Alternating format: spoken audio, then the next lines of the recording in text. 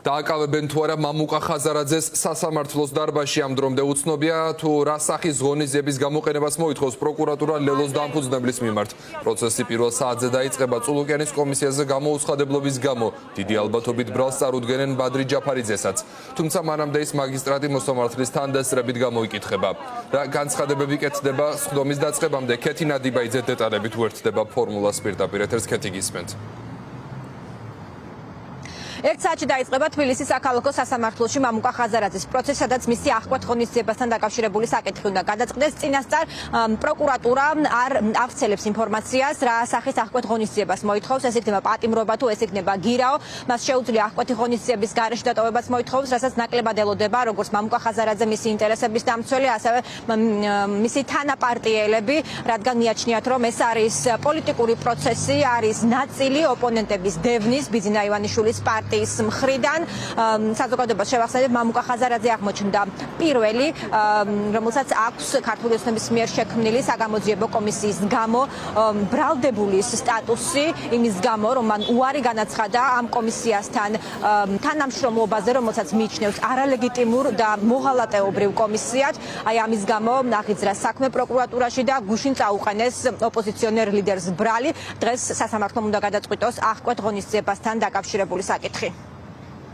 ეს პროცესი, რომ ოპოზიციური პარტიის ლიდერის, იმ ლიდერის, რომელიც მთელი ამ ხნის განმავლობაში მიუხედავად ბევრი განსხვავებული სახის ზეწოლისა არ დაექვემდებარა ამ ზეწოლას და არ მიიღო ის თამაშის წესები, რომელსაც ბიძინა ივანიშვილი სთავაზობს როგორც პოლიტიკურ ძალებს, ისე მთლიანად ქვეყანას.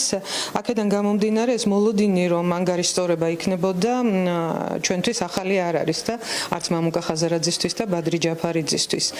კომიკურიცაა და არ ნახული ფოროტება, რომ პირველი ვინ შეიძლება დევნის ობიექტად ექციათ ნაციონალურ მოძრაობის პერიოდის გამომძიებელ კომისიას არის ადამიანები, რომლებსაც არავითარი კავშირი არ ქონიათ არც ერთ პოლიტიკურ ან სახელმწიფო თანამდებობაზე იმ პერიოდში. მამუკა ხაზარაძის და ბადრი ჯაფარიძეს გულისხმობ, აქ არის ამბავი მარტივად, ხო? თუ ამოერჩა პირველ ობიექტად ბადრი და მამუკა, ეს ნიშნავს, რომ მათ მიიჩნევს ივანიშვილი პირად ყველაზე მნიშვნელოვანი პოლიტიკურ კონკურენტებად.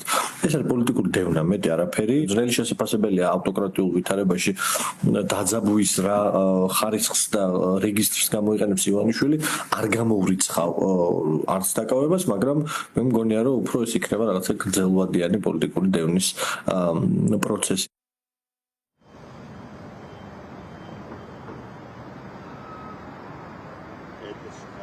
ძლიერი საქართველოს ლიდერები ერთ საათში შეიკრიბებიან თბილისის საქალაქო სასამართლოში დაბარებას ელოდება ამ პარტიის კიდევ ერთი ლიდერი ბადრი ჯაფარიძე, რომელსაც გუშინ დაუკავშირდა პროკურატურა და ისიც ამავე შინაარსის საქმეზე დაბარებული არის გამოკითხვაზე, თუმცა ბადრი ჯაფარიძე არ არის თანახმა პროკურატურაში მივიდეს და იქ მისცეს ჩვენება.